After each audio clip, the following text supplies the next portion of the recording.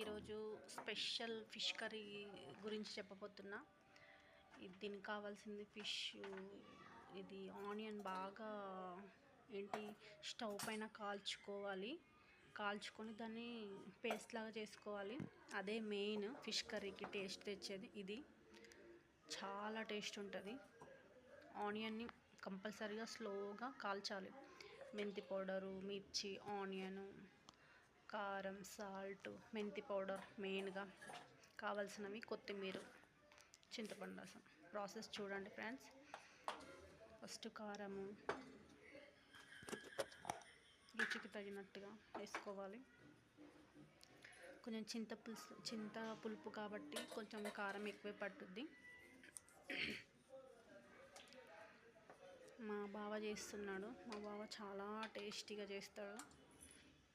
Non veg curries అన్నీ తనే చేస్తుంటాడు. ఇదే అండి ఆనియన్ పేస్ట్.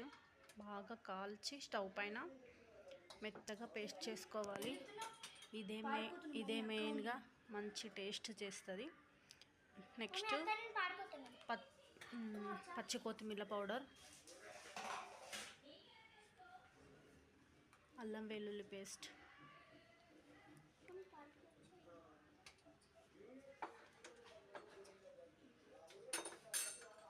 సాల్ట్,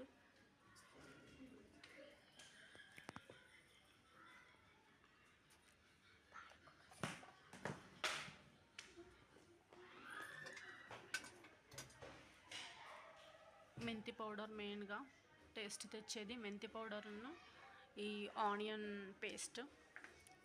ఇవి రెండు కలిపి మంచి టేస్ట్ యాడ్ చేస్తాయి ఫిష్ సూప్కి.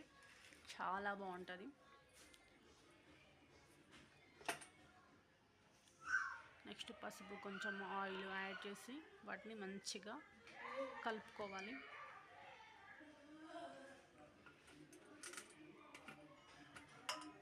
మా కరీంనగర్ స్టైల్ అండి ఫిష్ కర్రీ ఇలా చేయడం. చాలా బాగుంటుంది టేస్ట్ అయితే. ఒకసారి ట్రై చేయండి ఇలా వెరైటీగా. మంచిగా వాటికి పట్టేలాగా మంచిగా కలపాలి. కారం, సాల్ట్ అవన్నీ పేస్ట్లు అన్నీ మంచిగా ముక్కలకు పట్టేలాగా మంచిగా కలపాలి.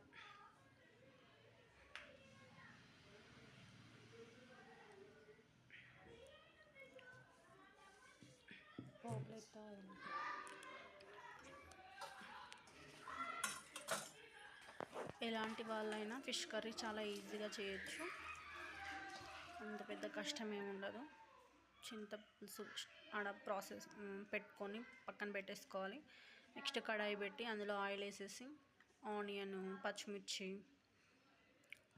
సాల్ట్, అల్లం పేస్టు, ఇంకా ఈ ఆనియన్ పేస్ట్ కూడా వేసేయాలి.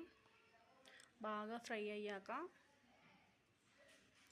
ఇలా కలుపుతూ ఉండాలి.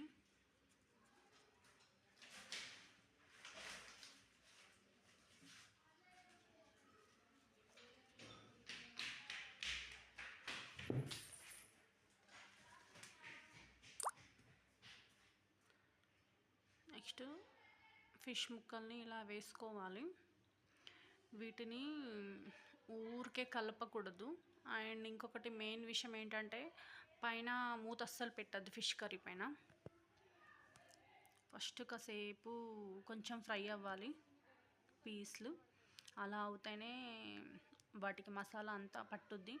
లేదా మనం వెంటనే చింత పులుపు యాడ్ చేసామనుకోండి, అసలు ఆ ముక్క అంతా చప్పగా ఉండిపోతుంది అన్నమాట. దానికి అంత పట్టదు. సో ఇలా స్టార్టింగ్ కొంచెం కలపాలి. ఇంకా తర్వాత అయితే అసలు స్పూన్ యూజ్ చేయొద్దు. కొంచెం స్మూత్గా డీల్ చేయాలి ఫిష్ కర్రీని.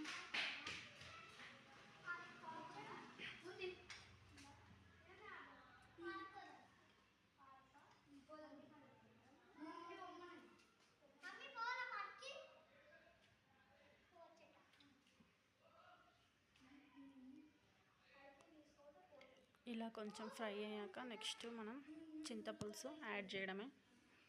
పక్కన పెట్టుకున్నాం రెడీగా. చూడండి ఎలా అంటున్నాడో మా బావ. చాలా ఎక్స్పర్ట్ అండి నాన్ వెజ్ చేయడంలో. చాలా బాగా టేస్టీగా చేస్తాడు.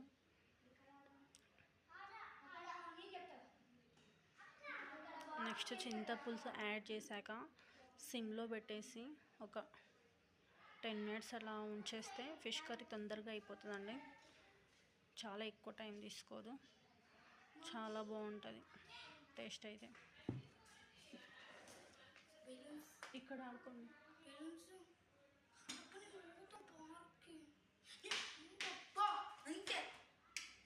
ఇలా స్లోగా అనాలి, అస్సలు ఇంకా గరిట పెట్టద్దు ఫిష్ కర్రీలా.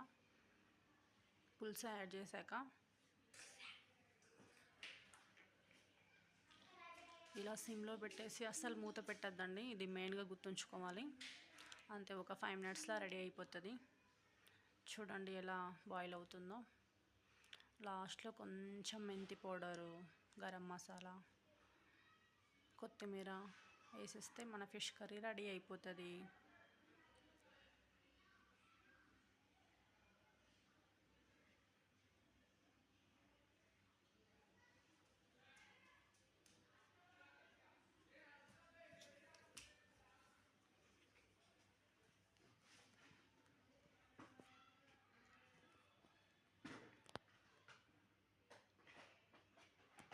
అంతే ఫ్రెండ్స్, ఇంకా ఫిష్ కర్రీ అయిపోతుంది. చాలా ఈజీగా, చాలా తొందరగా, చాలా tasty Karimnagar special fish curry ready అయిపోయింది. మెయిన్ ఇంగ్రీడియంట్ వచ్చేసి ఆనియన్ని స్టవ్ పైన కాల్చుకొని పేస్ట్ చేసుకోవాలి. ఇదే మెయిన్ ఈ ఫిష్ కర్రీకి టేస్ట్ తెచ్చేది. మెయిన్ ఇంగ్రీడియంట్ అంటే అదే అండి, మా కరీంనగర్ స్పెషల్. ఒకసారి ట్రై చేసి చూడండి. చేశాక టేస్ట్ ఎలా ఉందో మాకు కామెంట్ పెట్టండి. Thank you friends. ఫైనల్గా ధనియా పౌడర్, మెంతి పౌడర్ అండ్ కరివేపాకు వేసేస్తే